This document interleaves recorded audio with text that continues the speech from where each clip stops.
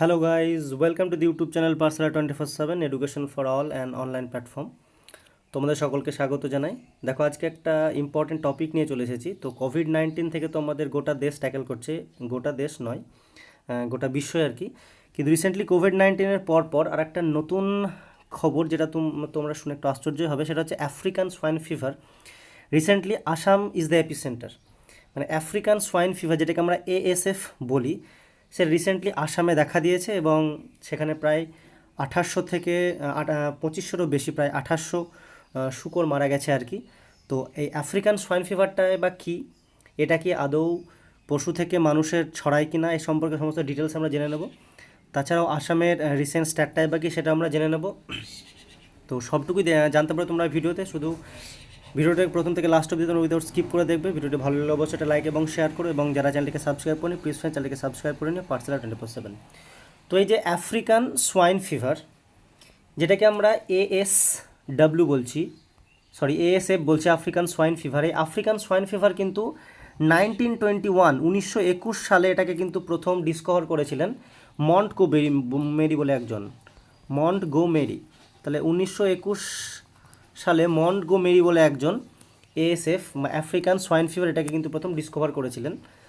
তো মেনলি এটা আফ্রিকাতে প্রথম দেখা যেত। তারপর 1957-এ ইউরোপিয়ান কান্ট্রি পর্তুগালের ক্যাপিটাল হচ্ছে ফ্রেন্ডস লিসবন। তো একদম লিসবনের কাছাকাছি পর্তুগালে প্রথম 1957-এ প্রথম ASFকে দেখা যায়। তারপর সেখান থেকে এরাডিক্ট হয়ে যাওয়ার পরে কিছুদিন পরে আবার লক্ষ্য করা গেছিলো। তো তারপর 94-95 মানে 1994-95 পর্যন্ত আর কি, প্রায় 20-25 বছর কিন্তু এটা স্টে করেছিল মোটামুটি স্পেন, পর্তুগাল এই সমস্ত এলাকায়। তারপর 2000 সালের পরের কথা যদি বলি, মানে 2008 সালে এটা আবার রাশিয়াতেও লক্ষ্য করা গেছিলো। তো এই যে আফ্রিকান সোয়াইন ফিভার, আমাদের যেমন মানব স্বাস্থ্য নিয়ে কাজ করে থাকে ওয়ার্ল্ড হেলথ অর্গানাইজেশন, তেমনি আরেকটা অর্গানাইজেশন রয়েছে, তার নাম হচ্ছে যেটাকে আমরা OIE বলি, মানে দ্য ওয়ার্ল্ড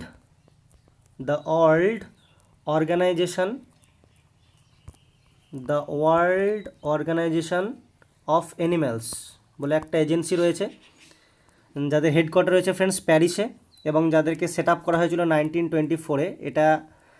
এরা এই রিপোর্টটা প্রকাশ করে। তো রিসেন্টলি OIE রিপোর্ট অনুযায়ী এদের যে মেম্বার রয়েছে, 200টা মেম্বার রয়েছে, তার মধ্যে প্রায় 48 মানে 48টা দেশ কিন্তু 2016-র পর থেকে এই যে OIEর আন্ডারে যে 200টা দেশ রয়েছে, মানে 48 out of 200 country in the world, এরা কিন্তু রিপোর্ট করেছে আফ্রিকান সোয়াইন ফিভারের। তো লাস্ট এটাকে দেখা গেছিলো 2019 সালে প্রথম চায়নাতে। 2019 সালে চায়নাতে দেখা গেছিলো এশিয়ান কান্ট্রিগুলোর মধ্যে, এবং সেখানে অনেক ড্যামেজও হয়েছিল। রিসেন্টলি আমাদের যে নর্থ ইস্ট স্টেট আসাম, সে আসামে কিন্তু এটার এপিসেন্টার লক্ষ্য করা গেছে। তো আমরা প্রথমে আর্টিকেলসটাকে দেখে নিতে চাইবো। এটাকে বিভিন্ন মিডিয়া কভার করেছে, NDTV থেকে শুরু করে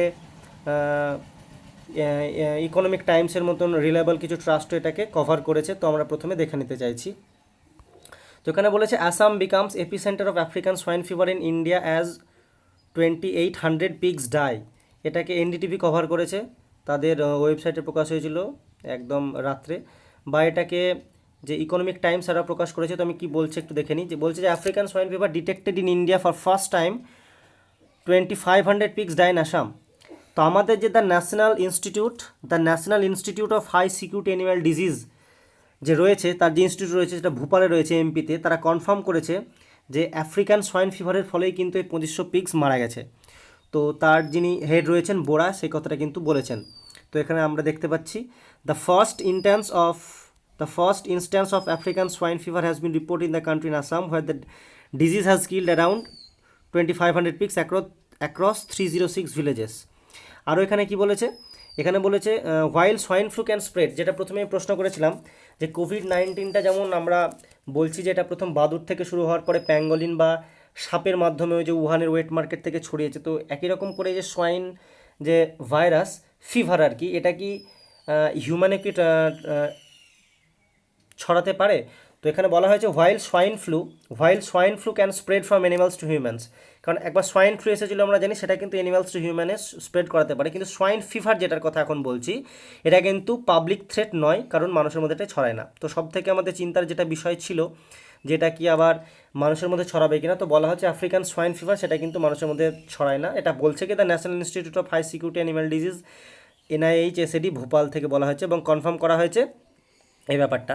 the central government has inform us that it is the first instance of the disease in the country. এবং আমি তো আগেই বললাম 2019-এ আমাদের যে সমস্ত সাউথ ইস্ট নেশনগুলো রয়েছে তার মধ্যে চায়নাতে দেখা গেছিলো এবং এর প্রভাবও লক্ষ্য করা গেছিলো। তো ইন্ডিয়ার মধ্যে প্রথম কিন্তু এই আফ্রিকান সোয়াইন ফিভার আসামে লক্ষ্য করা গেল।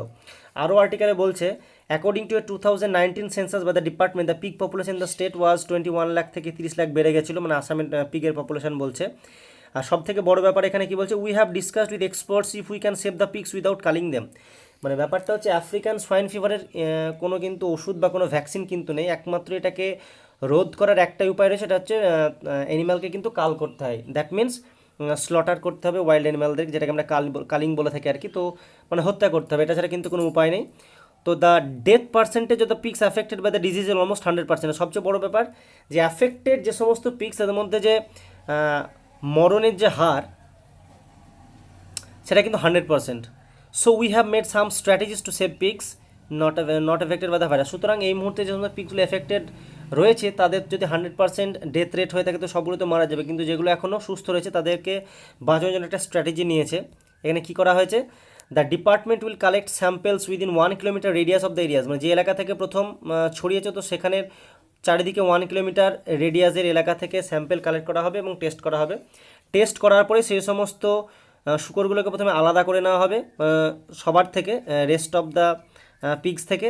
তারপর ডিসিশন নেওয়া হবে, মানে একসঙ্গে এতগুলো পিগসকে শুধুমাত্র হত্যায় মানে শুধু হত্যা করে এটাকে নির্মূল করা হবে না বলে বলা হয়েছে কি যে প্রথমে যারা ইনফেক্টেড তাদেরকে আলাদা করে নেওয়া হবে সেখান থেকে, তারপর তাদের উপরে আলাদা যারা সুস্থ রয়েছে তাদেরকে আলাদা জায়গায় সরিয়ে নিয়ে যাওয়া হবে, বাস এটুকু বলা হয়েছে। তারপরে আরও ওই ভূপালের যে টেস্টিং সেন্টার রয়েছে, তাছাড়াও আসামের 3টে ল্যাবরেটরিতে কিন্তু আলাদা করে টেস্ট হবে। এটা ছড়াই কেমন করে বলছে, the virus spreads through pigs meat, মানে শুকরের মাংস, স্যালাইভা, ব্লাড এবং টিস্যু থেকে ছড়াতে পারে। So there will also be no transportation of pigs. তো ডিস্ট্রিক্টের মধ্যে এখন শুকরের যে সরবরাহ সেটাকে বন্ধ করা হয়েছে। Will also see what can be done about pigs passing through our state. এবং স্টেটের মধ্যে দিয়ে যে সমস্ত শুকরের যে রপ্তানি হয়ে থাকে সেগুলো কী করা যাবে সে নিয়ে ডিসিশন কিন্তু আসাম গভর্নমেন্ট নেবে। তো আমরা দেখে নিতে চাইছি একটু প্রথমে আফ্রিকান সোয়াইন ফিভারটা কী বলছে। African swine fever is a highly contagious virus that can be fatal for pigs. মানে পিগসের ক্ষেত্রে খুবই ফ্যাটাল, কারণ দেখলাম আমরা যে 100% ডেথ রেট রয়েছে। But so far can not be transmitted to humans, কিন্তু এটা কিন্তু মানব শরীরে কখনোই ছড়িয়ে পড়বে না, মানে অ্যানিমালস থেকে হিউম্যানে কখনো ট্রান্সমিট এটা করবে না। উইথ নো অ্যান্টিডোট আর ভ্যাকসিন। আমি আগেই বললাম যে আফ্রিকান সোয়াইন ফিভার বা যেটাকে আমরা ASA বলছি, এর কিন্তু কোনো অ্যান্টিডোট বা ভ্যাকসিন আপাতত নেই। The only way to contain the spread is to cull the animals. একমাত্র একটাই উপায় রয়েছে, যে সমস্ত অ্যানিমালসগুলো তারা ইনফেক্টেড হচ্ছে তাদেরকে হত্যা করা হবে। প্রথমে তো আমি বললাম যে 1921-এর দিকে প্রথমে এটা আফ্রিকাতে দেখা গেছিলো, তারপর আস্তে আস্তে ইউরোপ, আমি স্পেন এবং পর্তুগালের কথা বললাম, তারপর সাউথ আফ্রিকাতেও দেখা গেছিলো। 2019-এর লাস্ট 2019-এ এটাকে Cambodia, Hong Kong, Laos, Mongolia, North Korea, ভিয়েতনামেও লক্ষ্য করা হয়েছিল। তার মধ্যে ভিয়েতনামের কিন্তু সব থেকে ডেঞ্জারাস এফেক্ট দেখা গেছিলো, প্রায় 2.8 মিলিয়ন পিগস কিন্তু সেখানে মারা গেছিলো ভিয়েতনামের। আর একটু ডিটেলসে যদি বলি যে ভাইরাসটার যদি একটু অরিজিন আমরা দেখতে চাই, তো এটা হচ্ছে একটা DNA virus in the Asfarviridae family থেকে এসেছে। এবং পিগসের মধ্যে তো আমি বললাম, আমি তাই এর সাইন্টিফিক নেম কী বললাম, তাহলে আফ্রিকান সোয়াইন ফিভার ভাইরাস। এই ক্লাসিফিকেশন বলতে এটা হচ্ছে অ্যাসপি ভাইরাস, ফ্যামিলি হচ্ছে অ্যাসপারভার্ডেই, যেটা বললাম অ্যাসপারভার্ডি ফ্যামিলি থেকে এসেছে। এবার একটু আমরা ডায়াগ্রামের মধ্যে দেখে নিতে চাইছিলাম কেমন করে হচ্ছে। বলছে it can affect both domestic and wild pigs. আর প্রথমে বলেছি এটা হার্মলেস টু হিউম্যানস। এটা কিন্তু লো টেম্পারেচারে রেজিস্ট্যান্স করতে পারে এবং সারভাইভ করতে পারে অনেক দিন পর্যন্ত শুকরের রক্তে, এবং তার টিস্যুর মধ্যে কিন্তু অনেক দিন পর্যন্ত এটা এক্সটেন্ড করে যেতে পারে। এই যে ASF বা আফ্রিকান সোয়াইন ফিভার, এটা কিন্তু একদম খুবই কন্টাজিয়াস, মানে ছড়িয়ে পড়বে ভাইরাল ডিজিজ। এটা কোন ফ্যামিলি থেকে, ভার্ডি ফ্যামিলি থেকে, সেটা আমি আগেই বললাম। অ্যাকর্ডিং টু OI, মানে যেটা ওয়ার্ল্ড অর্গানাইজেশন অফ অ্যানিমালস, সেখান থেকে আমি আগেই বলেছি যে 25% যে সমস্ত কান্ট্রি রয়েছে প্রায় 48টা দেশ রিপোর্ট করেছে। তাছাড়া এটা ছড়ায় কীভাবে বলছে, African swine fever can be transmitted through direct contact between sick and healthy animals. মানে কোনো একটা শুকর আগে থেকে ইনফেক্টেড ছিল, তার সংস্পর্শে যখন কোনো সুস্থ শুকর আসবে সেটা ইনফেক্টেড হয়ে যেতে পারে। এটা আবার ইনডিরেক্টলিও ট্রান্সমিট হতে পারে। এই যে পোকাটা দেখছি আমরা, এটা একটা ভেক্টরে কাজ করতে পারে, এটেল পোকা যেটাকে আমরা বলে থাকি, এটার দ্বারাও ছড়াতে পারে। বা কোনো inanimate object contaminated inanimate object, মানে কলুষিত কোনো জিনিস থেকেও কিন্তু এটা ছড়িয়ে পড়তে পারে। আগস্ট 2018-তে এটা চায়নাতে কিন্তু প্রথম আউটব্রেক করেছিল। তারপর আস্তে আস্তে বিভিন্ন Asian country, Mongolia, Vietnam, Cambodia, হংকংয়েও ছড়িয়ে পড়ে। According to official data for this period, more than 2.5 million domestic pigs have died or been killed. তার মধ্যে 67.6% of them in Asia over the past 10 months. মানে টোটাল ওয়ার্ল্ডে যে 2.5 million domestic pigs মারা গেছে, তার মধ্যে লাস্ট 10 মাসে প্রায় 68% কিন্তু শুধুমাত্র এশিয়াতেই। আর 2016 থেকে 2019-এর মধ্যে কিন্তু টোটাল 10,211 মানে 10,211 জায়গাতে কিন্তু এর আউটব্রেক লক্ষ্য করা গেছে। কোন কোন মহাদেশে সেগুলো না, আফ্রিকা, ইউরোপ এবং এশিয়াতে।